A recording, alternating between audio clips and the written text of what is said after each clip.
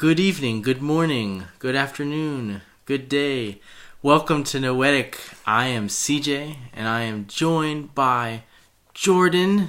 Greetings, everyone. And we're going to be talking about the founder of the personal essay, Michel de Montaigne, and his whole swath of essays, just titled essays, right? Yeah.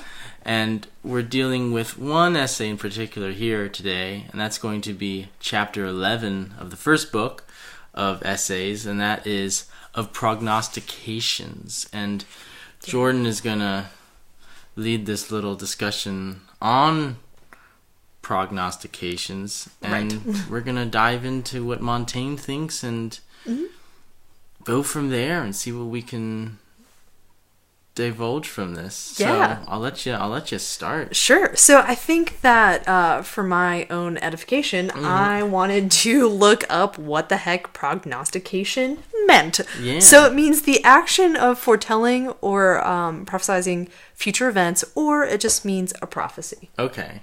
So with that, I thought we could get into I thought we could sort of maybe tease this out thematically of what does Montaigne think about the sort of the usefulness of prophecies, and does he believe in them? Yeah, that seems to be what he's diving into in this essay. And a lot of these essays in particular deal with certain topics or certain subjects that it almost seems as if he wants to know what he's thinking about them. Because the ability to foretell the future, or just the idea of the future, is something that's important to a person, and many persons, myself included, I'm sure you too. And since that's important, we want to think about it. And Montaigne, in some way, is thinking about it by writing it down and presenting it to us. So, yeah, and I think that what stood out to me the most is Montaigne's sort of skeptical view on these things. Yeah. And it seems to, and he starts off with saying that even before, Christ came along, he remarks that the power of prophecy and oracle has been sort of on the decline. And no one really believed in them anymore. And that these sort of oracles were seen as sort of like superstition, and people just disdained them. But they were really important, he says, for the ancients at least, for public and private affairs. And he comments that so even though we have, Christianity at this point, there's still what he calls, which I love, the senseless curiosity of our nature, of where we're very concerned about the future, but we're already overwhelmed with the present. Yeah. And yet we're like, oh my gosh, what am I going to have for lunch tomorrow, where I have, at present, 6,000 emails to answer. No, it's true. I think he uses Cicero, who says wisely that we gain nothing by knowing what will happen in the future, for it is a miserable thing to torment oneself in vain. That it, like you said, presents us with even more things to worry about in the present right now, when we have emails to answer, and then all of a sudden we're thinking about what we're going to have for breakfast 2 days in advance, right? And it just adds more present stress. Right, yeah, and I think that Luke and Horace both note that the gods kind of take this sort of pleasure in torturing us with, how we just drive ourselves crazy thinking about the future. And yet we still do it anyway, though, don't we? Yeah, absolutely. We definitely do. And what I thought was interesting was with the Marquis, who is essentially sort of the right-hand man of the king, and he's in this story, Montaigne sort of pits this sort of, I guess you could say, this sort of inclination towards sort of magic and sort of the supernatural with reason. And he says in this story that this guy thinks that, Marquis. Yeah, the Marquis. So the Marquis decides to defact and switch sides with the Holy Roman Emperor because he thinks that the French are going to lose in some sort of pitched battle. So he shoots himself in the foot, switches sides, and the French only lost one town after a sort of protracted long battle. So we had some sort of prognostication. You're saying that this was going to be terrible, and that he might as well get on the good side. He had this premonition that the French were absolutely doomed. So he decided to switch sides. But then that didn't really help him at all anyway. Or not that it didn't help him, but that his prognostication didn't really prove true. Right, and maybe it can kind of show that a lot of these sort of prognostications are more sort of phantoms of the mind. Mm-hmm. That, there's a tendency to make things seem much more worse than they actually are. Mm-hmm. And that maybe, too, that we think it's rooted... Maybe prognostications, I think Montaigne says, we think that they're rooted in the divine, that if you have the divine or if you have the gods, then they're obviously going to communicate through us in some way and maybe give us some kind of glimpse of the future. Or you're going to have some sort of divination, as he says, Cicero says, where Cicero says these are reciprocal. If there be divination, there are gods, and if there be gods, there's divination. But then Montaigne says, I don't think so. Hold on. Yeah. So I think that for the Montaigne calls them the ancient or the Tuscans, but they're really the ancient Etruscans. Yeah, can you explain that? I wasn't really sure the origin of that. Okay, so the whole point of this story of Tages is that Tages was pretty much like this prophet, and he was the sort of the son of Gennius and the nephew of Jupiter. So he's essentially the source of the handing down or the sort of explanation of these rites, which the Romans called the Disciplina Etrusca, which is essentially sort of the teachings or customs of the Etruscans. Okay, so you mean by rites as in how you live and what rights you have as a person? More so rights in the sense of rituals, customs, habits pertaining to cultic practices. Okay. Yes. So it was essentially, and the Etruscans were pretty much neighbors with the Romans. So the Romans also sort of integrated this into their practices. So that's why augury was really important. Okay. And the interpretation of entrails and the like. So, but what were I think Montaigne really touches on the origins of this Etruscan thought, right? Because he talks about how it all started because some guy was on the plow and then suddenly Tages just comes out of the ground. Just springs out of the ground. And then he just says, let me tell you the rights. And then everybody seems to say, oh, yes, this is a totally great idea. Fine. Yes. Totally fine. And then, let's have this sort of man-child come out of the ground and explain everything to us. But then it's totally, but Montaigne's and we think that's fine, or we think, oh yes, that's perfectly true that would happen, and that he will give us all of the knowledge, this divination. Right, so I think that goes to show that this is a much more sort of mytho, sort of poetic kind of source of cultic practices, or sort of a religious kind of practice. And it's interesting because Montaigne doesn't buy it. Oh yeah, I mean it's great because you even think about sort of the nativity, right, with the holidays coming up, that almost has sort of a mythopoetic kind of ring to it. And it seems like even Montaigne wouldn't even buy anything like that. Yeah, I mean, he says, at least of the Tages story that we said, he said, I'll quote him, I would much rather regulate my affairs by a throw of the dice than by such dreams. Yeah, and he says, well, that's happened too, at least in Plato's whole idea of with marriage and the state of so with Plato, he thinks that marriage should have been by lot, and the good children from the good unions can stay in the country, and then the bad ones just get cast out. But then again, by throw of the die, if these kids seem like they're improving somehow, then they're allowed back into the country.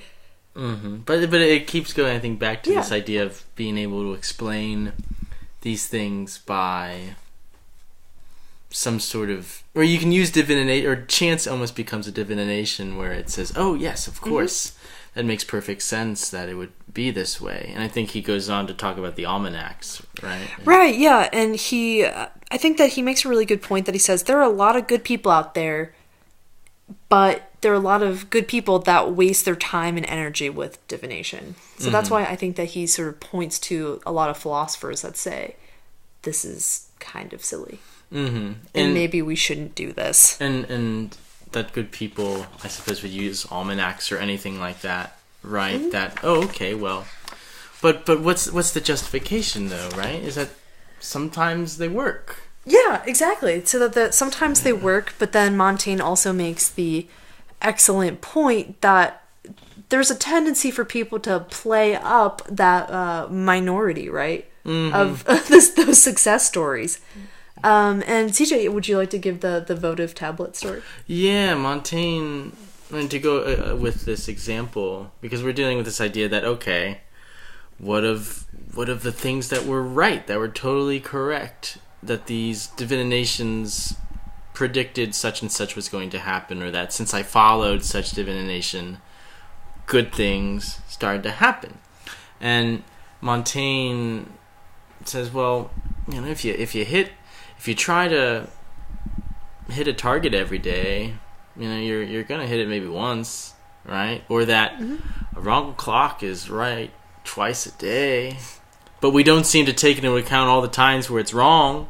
And that's where he uses the story of Diagoras, this wonderful skeptic in of himself, and a bit of an atheist, I guess you could say. And something like that, yeah. There's this story of him having this conversation with somebody, and I believe they were talking about these votive tablets. You mentioned them earlier when we were talking about them, of these things, of these little tablets that you would take and offer to the gods, and they would give you some sort of... It was almost a way to... It was kind of like more or less an exchange.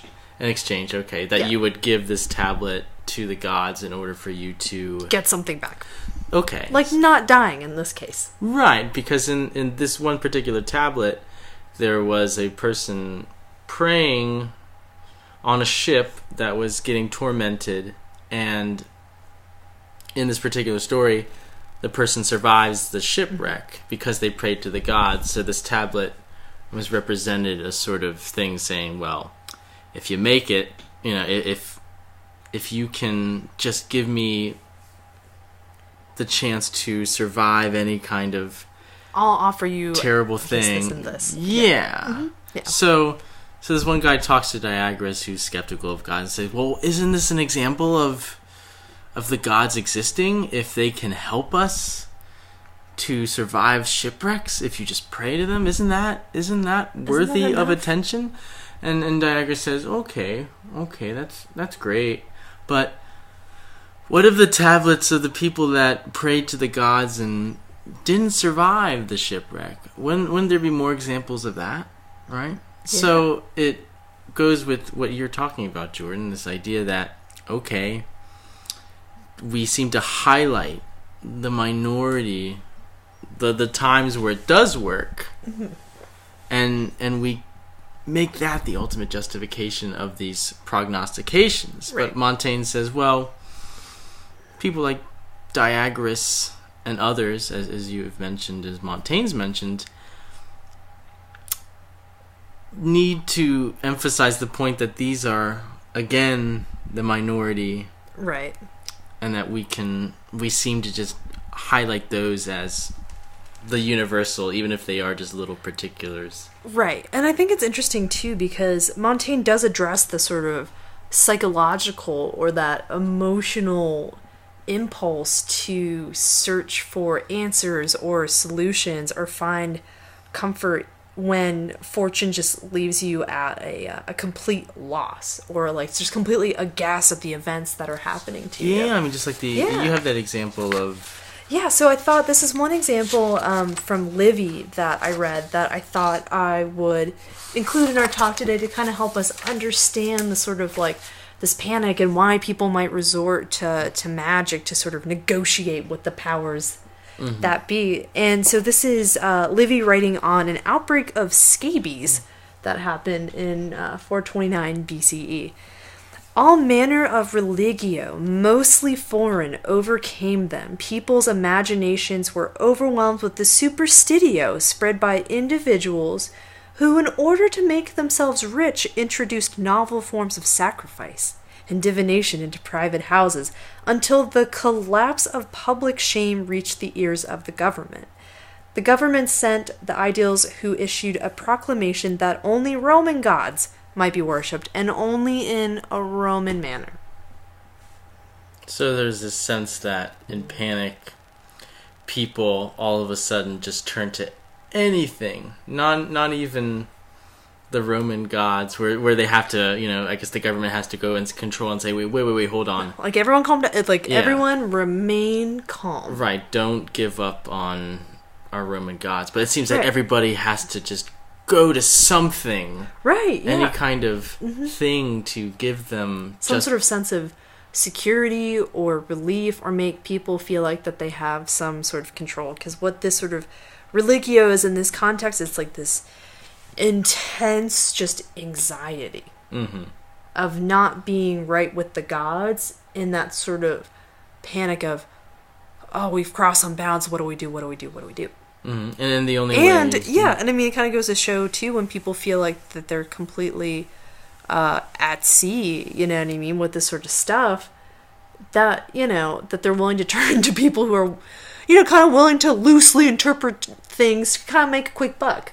Because he also makes the point too, where a lot of sort of divinations are very nebulous, and people can read into them and read what they want, like a horoscope. I was like reading a horoscope today, because prognostications, right?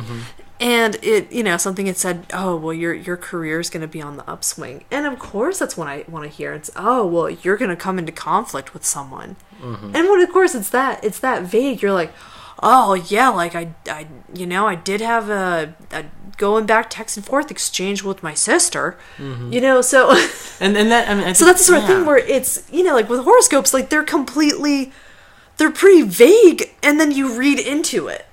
And I think that's what Montaigne, well, your love life is going to heat up at the end of the week. Oh, well, I do have a date on Thursday. There you go. They were right. And I think that's what Montaigne is touching on, or at least why at first he's perplexed. He says, well, it seems that these people that believe in these things, like you said, have a justification, because sometimes it's right, and it works for them, and they see merit in it. And then he, like you said, he goes like, why is that? And that's because they can be manipulated so easily, or that they are so ambiguous. And I'll quote him as to say, but their task, and that's the people who are reading into these prognostications, is made particularly easy by the obscure, ambiguous, and fantastic style of the prophetic jargon, to which its authors give no clear meaning, to the end that posterity may apply and interpret them according to its own fancy. So, like you said, oh, well, you're going to be in a conflict. Your career's on the uprise. You will have romance at the end of the week, right? Yeah, you can interpret it in any way possible and give it justification in some way. Yeah, and so I think that we get this sense that Montaigne is very skeptical, and he lays out a pretty good case. And so I think it might be good for us to close out with what's the kind of sort of supernatural contact or sort of relation with sort of like the divine that Montaigne does approve of. Is there a prognostication or is there something close to it that Montaigne could gel with, or at least see merit in? Yeah, I think that he refers to Socrates, and he, says something to the effect of that sort of the daimon, right, of Socrates, or that sort of like divine sort of inspiration that's in effect sort of groomed by sort of reason and wisdom and virtue. Then like anything that's divine that springs up from that is okay, because it's in a certain framework, or sort of purified by wisdom, in effect. So it's distilled, as long as it's rooted in some sort of reason. And it's much more internal. It's not, let me panic and, read some tarot cards. It's more, I think, internalized, and it's sort of fostered by the sense of like reason and guided by wisdom and virtue. Mm-hmm. I think that's something that Montaigne is more on board with. Yeah, I mean, even though, I mean, I guess the one thing that is interesting about that is that sometimes these things are so ill-defined and we can't seem to explain what they are. At least Montaigne says that these things will happen, these eureka moments or the daimon will just work all of a sudden, even if we don't really know what it is. Yeah. It goes against our judgments even too. You know, like it could dissuade you from something, even if it can also persuade you of something. That you get carried off by it if you're not careful. Yeah, that it can go against your. I don't know. I don't know if it can go against your reason. I don't know if it's. Can it go against your reason, or is it distilled by your reason all the time? That's a good question. Yeah, because I don't know if you've had moments in your life where you've just thought of something and you did it, and then, like Montaigne says, you're made better by it. You're profited from it. It's so great that all you can really think of is, wow, that must have been divine inspiration that drew me to this conclusion, right? That it might have been some prognostication. Yeah. I don't know if, I mean, have you had that happen maybe in your life once or twice, even on a minor level? Yeah, I'm sure. I mean, maybe I'm just not very attuned with the divine right now, but I would say like I'm sure there's some like moments where I'm like, oh, now I get it. Mm-hmm. And just like moments of these like, you know, crazy insights where you're like, oh man, like I couldn't have I would not have been able to arrive at that conclusion had not there been some sort of divine intervention of sorts. Mm-hmm. So, even if we are skeptical of prognostications, there's still something that we can't really put our fingers on. Mm-hmm.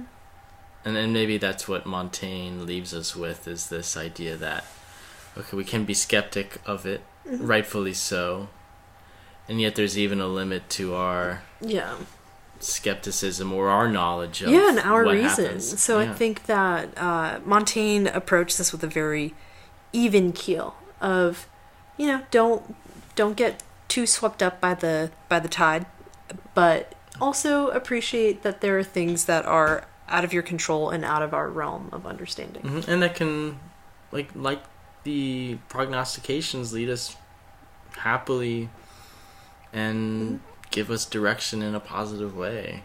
Yeah, absolutely. So, I think that's about it for my notes. And I think that, CJ, you're good? I'm great. Thanks for leading this conversation. Yeah, really thanks for joining me on this journey. So if you like what you hear and if you want to explore more, then follow us on YouTube or on SoundCloud, and most importantly, download the Noetic app on Google Play or the App Store. And thanks for tuning in, and we'll see you guys next week. Bye for now.